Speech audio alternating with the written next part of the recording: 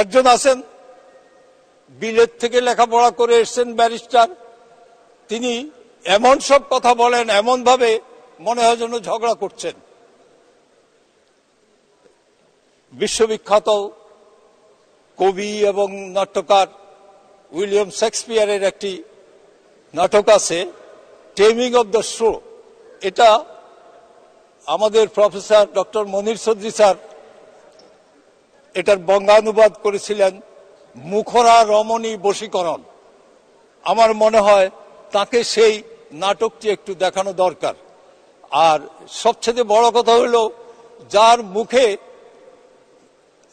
মিষ্টি নেই তাকে তো বোধহয় ছোটবেলায় মধু খাওয়ায়নি, অথবা আমি মনে করি আমাদের এখান থেকে কেউ যদি অন্তত মরণ চাঁদের 1 কেজি মিষ্টি তার বাড়িতে পৌঁছে দিতে পারতেন, তাহলে হয়তো কিছুটা তার কণ্ঠস্বর সংযত হতো। সেই সুমন সাহেব কখনো কখনো তার তথ্যের ঘাটতি থাকে। যেমন তিনি বলছেন চাঁদপুরে এত বালি উত্তোলন হলো, হ্যাঁ, চাঁদপুরে কি একটা মানুষও ছিল না এর প্রতিবাদ করার? সুমন সাহেবকে আমি বলতে চাই, আমি প্রথম প্রতিবাদ করেছি ট্রেজারি বেঞ্চের হয়েও, তারপরে সবাই পত্রপত্রিকা লিখেছে। আর তারপরে যে জিনিসটি হয়েছে সেটা হচ্ছে সেখানকার ডিসি মহোদয় অত্যন্ত সাকসেসফুল একজন ডিসি ছিলেন, অঞ্জনা খান মজলিস। তাকে চাঁদপুর থেকে 2য় গ্রেডের অ্যাডমিনিস্ট্রেটিভ সেইখানে তাকে বদলি করা হয়েছে। আমাদের নদী কমিশনের যে চেয়ারম্যান, সে চেয়ারম্যান মহোদয়কে তিনি যখন বলেছেন যে কত হাজার কোটি টাকার বালি চুরি হয়েছে, এটা বলাতে তার চাকরিও চলে গেছে। কাজেই সুমন সাহেবকে আমি বলবো, আপনি একেবারে সবাইকে দুর্নীতিবাজ ভাববেন না প্লিজ। আপনি যেভাবে বলতেছেন কথা, এইভাবে একটু হিসেব নিষেধ করে খোঁজ খবর নিয়ে সঠিক তথ্য সংগ্রহণ করে তারপরে আপনি কথা বলবেন।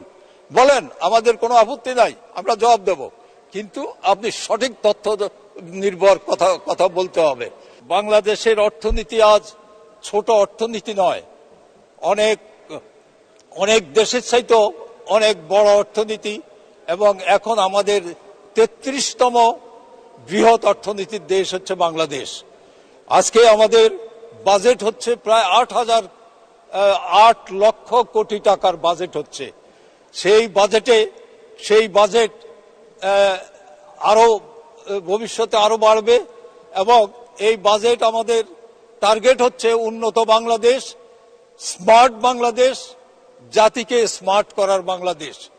মাননীয় স্পিকার, আমরা সম্পূরক বাজেট নিয়ে আমাদের কিছু বুদ্ধিজীবী আছেন এবং তথাকথিত বিরোধী দল যারা এখান থেকে চলে গিয়ে তারা টক শোতে বসে যা খুশি তাই বলেন। একজন আছেন বিলেত থেকে লেখাপড়া করে এসেছেন ব্যারিস্টার, তিনি এমন সব কথা বলেন, এমন ভাবে মনে হয় যেন ঝগড়া করছেন। বিশ্ববিখ্যাত কবি এবং নাট্যকার উইলিয়াম শেক্সপিয়ারের একটি নাটক আছে টেমিং অব দ্য শো। এটা আমাদের প্রফেসর ডক্টর মনির চৌধুরী স্যার এটার বঙ্গানুবাদ করেছিলেন মুখরা রমণী বশীকরণ। আমার মনে হয় তাকে সেই নাটকটি একটু দেখানো দরকার। আর সবচেয়ে বড় কথা হলো, যার মুখে মিষ্টি নেই তাকে তো বোধহয় ছোটবেলায় মধু খাওয়ায়নি, অথবা আমি মনে করি আমাদের এখান থেকে কেউ যদি অন্তত মরণ চাঁদের 1 কেজি মিষ্টি তার বাড়িতে পৌঁছে দিতে পারতেন, তাহলে হয়তো কিছুটা তার কণ্ঠস্বর সংযত হতো। মাননীয় স্পিকার, আমরা যেই সম্পূরক বাজেট নিয়েও আমাদের বুদ্ধিজীবীরা অনেক কথা বলেন। আমি বলি, আমরা যারা অর্থনীতির ছাত্র নই কিন্তু আমরা বাজারে যাই, আমরা বাজার করতে হয় আমাদেরকে।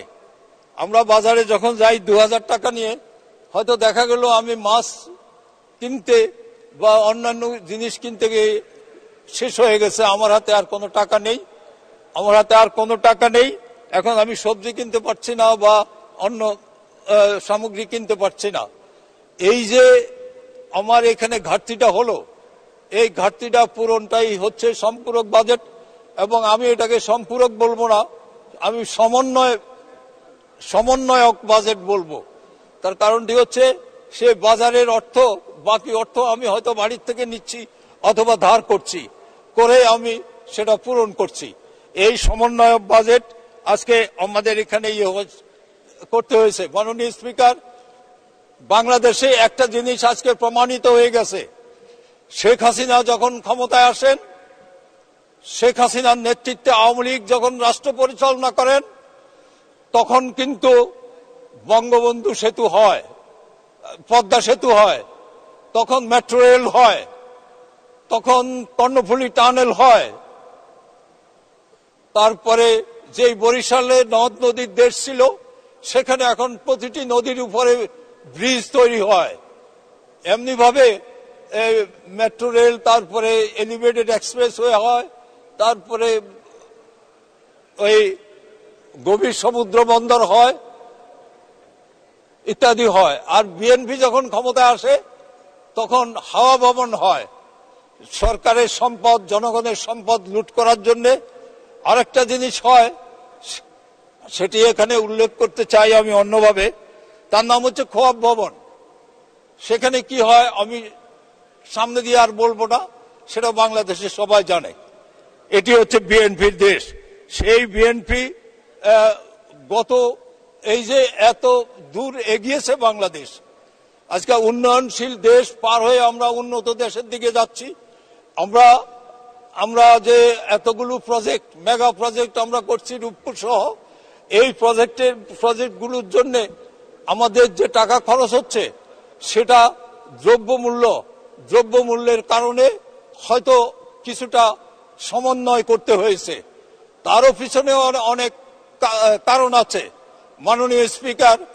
সেই কারণটি হলো, আজকে আমরা লক্ষ্য করছি বৈশ্বিক অর্থনৈতিক টালমাটাল অবস্থা, যেমন রাশিয়া ইউক্রেন যুদ্ধ এবং জায়নবাদী ইসরায়েল কর্তৃক ফিলিস্তিনে আক্রমণ, এবং ফিলিস্তিনে এরই মধ্যে 37,000 মানুষকে হত্যা করেছে, যার মধ্যে প্রায় 20,000 নারী ও শিশু সেই হত্যা করেছে।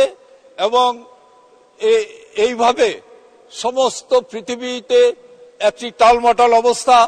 তারপরে জলবায়ু পরিবর্তন, এবং কিছুদিন আগে, কয়েক বছর আগে এই যে কোভিড-19, এখনো দুই একটা শোনা যায়। এই যে অবস্থা, এই অবস্থায় দ্রব্যমূল্য বিদেশে যেমন বেড়েছে, আমাদের এখানেও তেমনি বেড়েছে। এই বাড়ার কারণেই কিন্তু আমাদেরকে কখনো কখনো এই সম্পূরক বাজেট বা সমন্বয় করতে হচ্ছে বাজেটের। মাননীয় স্পিকার, যারা এইসব কথা বলেন তারা মনে হয় যেন এইসব বুদ্ধিজীবীরা আমাদের ওবায়দুল কাদেরের ভাষায়, এরা বোধহয় বিএনপির ভাষায় কথা বলতেছে। আমরা দেখলাম কালকে সিরাজুল আলম খান, আমাদের শ্রদ্ধেয় নেতা, ছাত্রলীগের শীর্ষ 4 নেতা বা বিএলএফ এর শীর্ষ 4 নেতার অন্যতম, আমাদের শ্রদ্ধেয় নেতার স্মরণ সভায় বক্তৃতা দিচ্ছেন কে? রাজাকার নন্দন মির্জা ফখরুল ইসলাম আলমগীর, রাজাকার সোখা মেয়ার ছেলে মির্জা ফজলুল ইসলাম আলমগীর। তো এগুলো শুনে আমাদের কখনো কখনো খুব কষ্ট হয়, কিন্তু এটা বাস্তবতা মেনে নিয়েই আমরা এগিয়ে যাচ্ছি। মাননীয় স্পিকার, এইসব কারণে বিএনপি আজ ইতিহাস থেকে নিচ্ছিন্ন হয়ে যাওয়ার পথে দাঁড়িয়েছে। তারা যেমন রাজাকারদের শেল্টার দিয়েছে, আবার একইভাবে নিজেরা কখনো সিদ্ধান্ত নিতে পারে না। তাদের সিদ্ধান্ত আসে লন্ডন থেকে, বাইরে থেকে আসে, এবং তাও কি অপরিপক্ক, অশিক্ষিত একজনের কাছ থেকে তাদের সিদ্ধান্ত আসে, যে কারণে তাদের কোনো সিদ্ধান্তই সফল হয় না। না হওয়ার কারণে তারা আজ পাগলের মতো প্রলাপ বকে, যা খুশি তাই কথা বলে। একটা সময় ছিল যখন মানুষ এই বাজেট দিলে বিরোধী দল বলতো কি, মানুষ মারার বাজেট, গরিব মারার বাজেট, এই কথাটি বলা হতো। আজকে আর সেই কথাটি বলার কোনো সুযোগ নেই, কারণ আমাদের মাননীয় প্রধানমন্ত্রীর নেতৃত্বে স্বাধীনতার নেতৃত্ব দানকারী সরকার, আওয়ামী লীগ সরকার গ্রামকে শহরের পর্যায়ে নিয়ে এসেছে। আজকে নেত্রী নিজেই বলেছেন গ্রাম হবে শহর। সেই গ্রামে যে অবকাঠামো উন্নয়ন হয়েছে তার তুলনা আমি বলবো বহু দেশেই নেই তার তুলনা। তবে একটা জিনিস, সেটি হচ্ছে মানুষ আর এখন হাঁটে না, ঘর থেকে বেরিয়ে রিক্সায় উঠে অথবা মোটরসাইকেল নিয়ে বেরোয় অথবা ইজি বাইক বলে একটা যন্ত্র বেরিয়েছে, সেই ইজি বাইকে উঠে চলে, মানুষ চলতেছে। এবং বাংলাদেশের কোন মানুষ খালি পায়ে হাঁটেন না।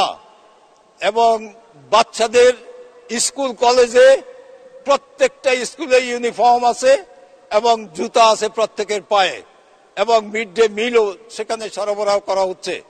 শুধু একটা জিনিস যেটি মানে গ্রামে একটুখানি অভাব আছে, সেটি হচ্ছে বিদ্যুৎ। শহরে কিন্তু বিদ্যুতের লোডশেডিং খুব কম হয়। নেত্রী যেটা বলেছেন গ্রাম হবে শহর, সেই শহর হয়ে গেছে শুধু একটা জায়গায়, সেই বিদ্যুতের জায়গাটা একটু বিপদগ্রস্ত। আজকে অনেক বিদ্যুৎ ঘন্টার পর ঘন্টা থাকে না। এবং আমি যখন বিদ্যুৎ বিভাগের ইঞ্জিনিয়ারদের সঙ্গে কথা বলেছি, তারা আমাকে বলেছেন যে স্যার, আসলে আমরা যা বিদ্যুৎ পাই সেটাই আমরা দিতে পারি, এর বাইরে আমরা কোত্থেকে দেব। এবং তারা বলেছেন অন্তত, যেমন আমার ফরিদগঞ্জে অন্তত পক্ষে 3 মেগাওয়াট বিদ্যুৎ যদি বাড়িয়ে দেওয়া যায় তাহলে আমরা খুব কম লোডশেডিং করেও বিদ্যুৎ সরবরাহ করতে পারবো। আমার মনে হয় গ্রামাঞ্চলের প্রত্যেকটি উপজেলায় একই অবস্থা। এবার আমি মাননীয় স্পিকার, আমি বাজেটের উপরে আলোচনা এখানেই আমি স্থগিত করে আমি আমার এলাকার কিছু কথা বলতে চাই। আমার এলাকা বিগত 5 বছরে আপনাদের দোয়ায়, আশীর্বাদে এবং মাননীয় প্রধানমন্ত্রীর বদান্যতায় আমি কিন্তু অনেক উন্নয়ন করতে সক্ষম হয়েছি। সেটি হচ্ছে, ফরিদগঞ্জে কোনো ফায়ার সার্ভিস ছিল না, আমি সেই ফায়ার সার্ভিস নিয়ে গেছি। ফরিদগঞ্জে রাস্তা ছিল না, সব হয়েছে, শুধু এখনো 60-70 কিলোমিটার রাস্তা কাঁচা আছে। আর একটা জিনিস সবচেয়ে বড়, এখানে মাননীয় মন্ত্রী মহোদয় আছেন, স্থানীয় সরকার মন্ত্রী মহোদয় আছেন। আমাদের ওখানে একটি ব্রিজ আমি 25-30 বছর চেষ্টা করে এই ব্রিজটির জন্য বরাদ্দ নিয়ে যাই। এটি উটতলি ব্রিজ, মুন্সিরহাটে ফরিদগঞ্জের।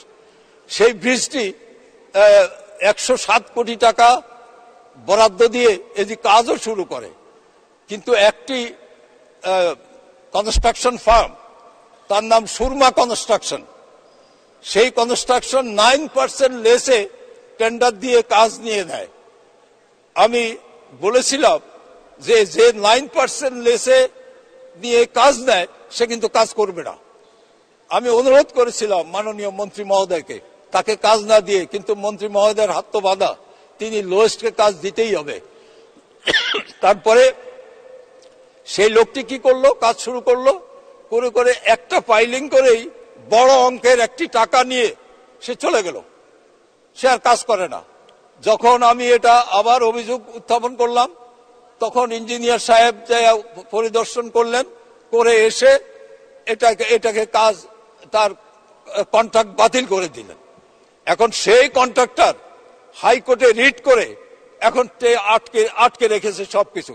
মাননীয় স্পিকার, আমি অত্যন্ত দুঃখের সঙ্গে বলতে পারি যে গ্রামাঞ্চলে উন্নয়ন কন্ট্রাক্টরদের হাতে জিম্মি। এই জিম্মি অবস্থা থেকে কিভাবে মুক্ত হবে আমি জানি না।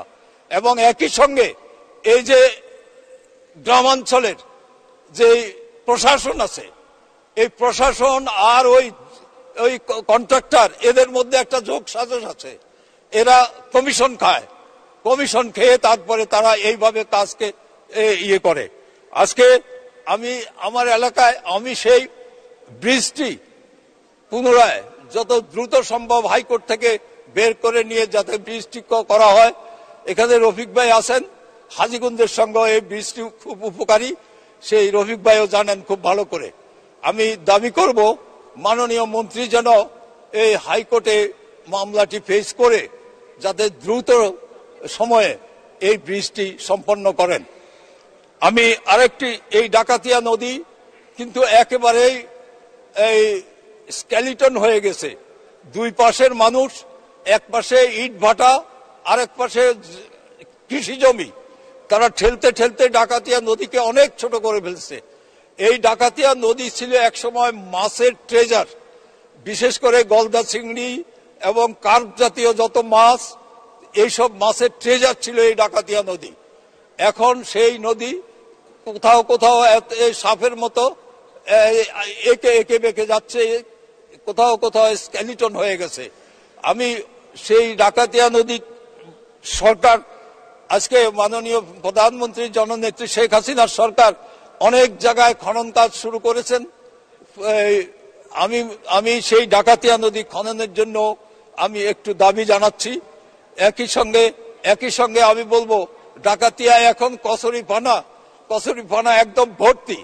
তো এটার উপরে একটা প্রজেক্ট নেওয়া যায় কিনা সেই ব্যবস্থাটা করার জন্য আমি আপনার মাধ্যমে সংশ্লিষ্ট মন্ত্রণালয়কে অনুরোধ জানাচ্ছি।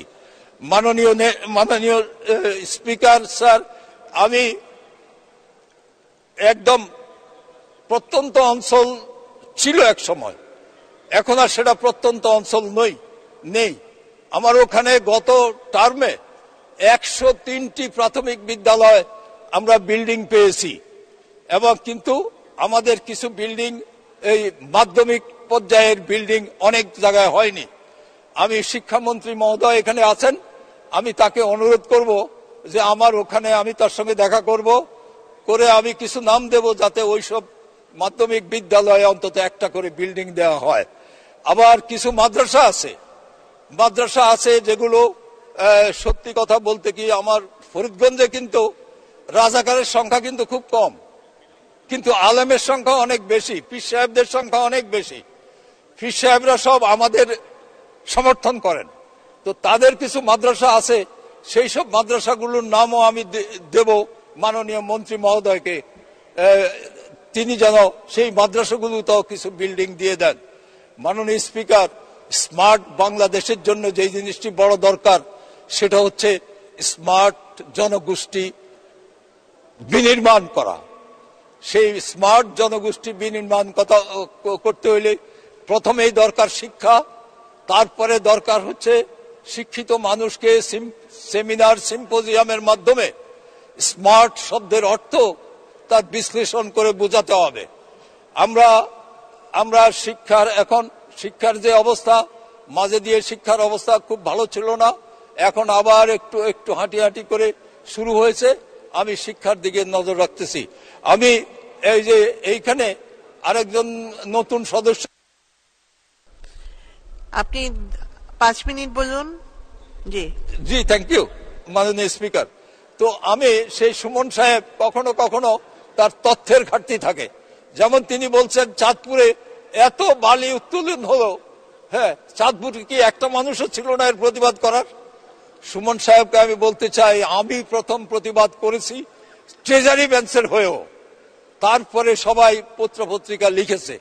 আর তারপরে যে জিনিসটি হয়েছে সেটা হচ্ছে সেখানকার ডিসি মহোদয় অত্যন্ত সাকসেসফুল একজন ডিসি ছিলেন, অঞ্জনা খান মজলিস। তাকে চাঁদপুর থেকে 2য় গ্রেডের অ্যাডমিনিস্ট্রেটিভ, সেইখানে তাকে বদলি করা হয়েছে। আমাদের নদী কমিশনের যে চেয়ারম্যান, সে চেয়ারম্যান মহোদয়কে তিনি যখন বলেছেন যে কত হাজার কোটি টাকার বালি চুরি হয়েছে, এটা বলাতে তার চাকরিও চলে গেছে। কাজেই সুমন সাহেবকে আমি বলবো, আপনি একেবারে সবাইকে দুর্নীতিবাজ ভাববেন না, প্লিজ। আপনি যেভাবে বলতেছেন কথা, এইভাবে একটু হিসেব নিষেধ করে খোঁজ খবর নিয়ে সঠিক তথ্য সংগ্রহণ করে তারপরে আপনি কথা বলেন, আমাদের কোনো আপত্তি নাই, আমরা জবাব দেব, কিন্তু আপনি সঠিক তথ্য নির্ভর কথা বলতে হবে। মাননীয় স্পিকার, আজকে আমি বিএনপিকে আর কি বলবো, বলার কিছু নাই, পাই না তো কোথাও খুঁজে, রাস্তায় নাই, সংসদে নাই, রাজপথে নাই, ওই ঘরের ভিতর বসে কিংবা প্রেস ক্লাবের একটা কক্ষ ভাড়া করে সেখানে গিয়ে কতগুলো কথা বলতে থাকে। এইসব কথা বলতে বলতে তাদের এখন রিপিট হচ্ছে, একদম রিপিট হচ্ছে। তাদেরকে আর কিছু করার তাদের আর কিছু আছে বলে আমি মনে করি না। আর সবচেয়ে বড় কথা কি, মাননীয় স্পিকার, একটি রাজনৈতিক দল যার কোনো কম্পিটেন্ট লিডারশিপ নেই, একজন লিডার আছেন তিনি বলে 70 বছর না কত বছর তার হয়েছে, জেল হয়েছে, এবং তিনি বিদেশে লন্ডনে অবস্থান করছেন এবং সেখানে রাজকীয় জীবন যাপন করছেন। আরেকজন আছেন তিনি অসুস্থ, তারপরে স্বশিক্ষিত, এবং সেই কারণে বিএনপির কোনো নেতা নেই। একমাত্র নেতা হলো মির্জা ফখরুল ইসলাম আলমগীর, যিনি হচ্ছেন যে 1971 সালে মালেক মন্ত্রিসভার মন্ত্রীর পুত্র, যাকে সখা মিয়া বলা হয়, তার পুত্র। তার কাছ থেকে জাতি কি আশা করবে? মুক্তিযুদ্ধের জাতি, স্বাধীন বাংলার জাতি। মাননীয় স্পিকার, আমি আপনাকে অনেক অনেক ধন্যবাদ জানাচ্ছি। আমি আপনার সময়ের মধ্যেই আমি শেষ করতে চাই। আপনি আমাকে অনেক সময় দিয়েছেন, এই জন্য আমি ধন্যবাদ জানাই। এবং আরেকবার আমাদের মাননীয় প্রধানমন্ত্রী এবং সরকারকে আমি ধন্যবাদ জানাবো যে আমাকে একটি অত্যন্ত গর্বিত জাতি হিসাবে আজকে আমরা সমস্ত পৃথিবীতে আমরা সমাদৃত। মানুষ আমাদেরকে যখন বলে, ও আপনি বাংলাদেশের, ওই যে বাংলাদেশ একসময় এই কি যেন বন্যা খরা ছিল, সেই বাংলাদেশ এখন খাদ্য উদ্বৃত্ত।